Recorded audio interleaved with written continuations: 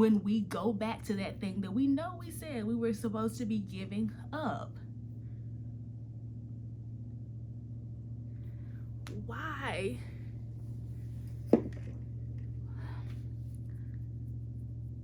Shut up, I'm recording!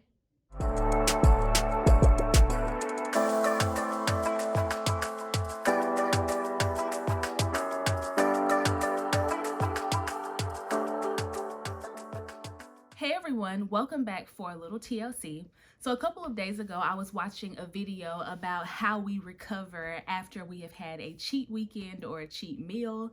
And I was watching that video because I had eaten a lot of carbs and a lot of sweets over a weekend. I won't tell you which one. And I was trying to figure out the best way for me to kind of get my body back on track and, not just keep walking down that same road.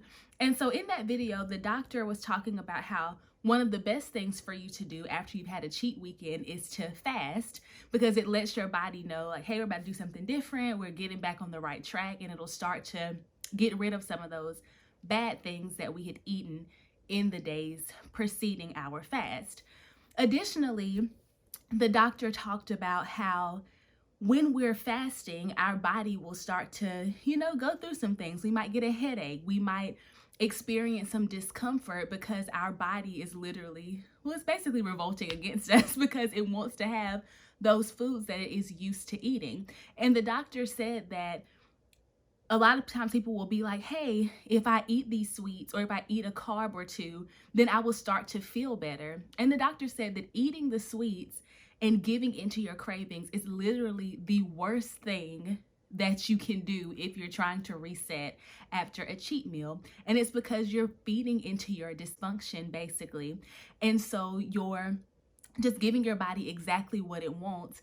And so it actually has the inverse effect health-wise. You think that you're doing this to make your body feel better, when really you're setting yourself further and further back from your goals if you give in rather than just pushing through the fast. So while the doctor was talking, I was like, you know what? That's a really great spiritual principle, because I have thought about the times where God has told me, you need to step back from this thing or this person, or I have even realized myself that certain things or people were having a negative impact on me, and so I needed to distance myself.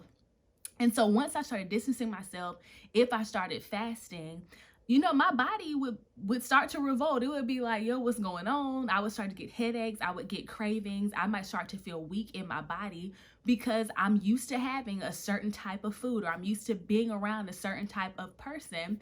And I would notice that I could give in to those things, or I could hang out with the people and I would feel better because my body's like, okay, this is normal. I'm used to this. But I realized that it would be harder and harder for me to pull away because I had given in to those urges. And it's exactly like this doctor was saying. If we give into our urges, sure, it might make us feel better, but it's because we're feeding into our dysfunction and we're actually taking ourselves further and further away from our goals. So this is just my long-winded analogy to remind you all that just because something feels good doesn't mean that it is good. It could be that we're just feeding into our dysfunction, and that's the reason why something feels good, even if it's not necessarily good for us. So I encourage you, if there is something that you're supposed to be giving up, if God has told you to give it up, or if you know for a fact that it is your weakness and you need to establish some strength in that area, fast from it. Fast from it. And even when you experience those cravings, even when you experience that discomfort, push through. Remember that it is the worst thing that you can possibly do to give in to those urges, because you'll be taking yourself further and further back from your goals. I know I've said this in videos past, but remember that no discipline seems good at the time, but a harvest of peace and righteousness awaits those who are trained by it. I also heard There's some type of quote that talks about how there are two men inside, and whichever one you feed is the one that's going to grow. So, y'all, if we want to get rid of some of these bad habits, if we want to truly fast from bad people or people who are not good for us, then we need to not feed those areas of our life. We need to not feed the flesh, even if it might feel good. We need to starve that thing out. And at some point, we're no longer going to crave it. Or at some point, we'll be a little bit stronger at saying no, because there might be a thorn in our flesh that never goes away. But I want us to remember to rest and rely on God's grace and God's power. Y'all, just because it feels good does not mean that it's good for you.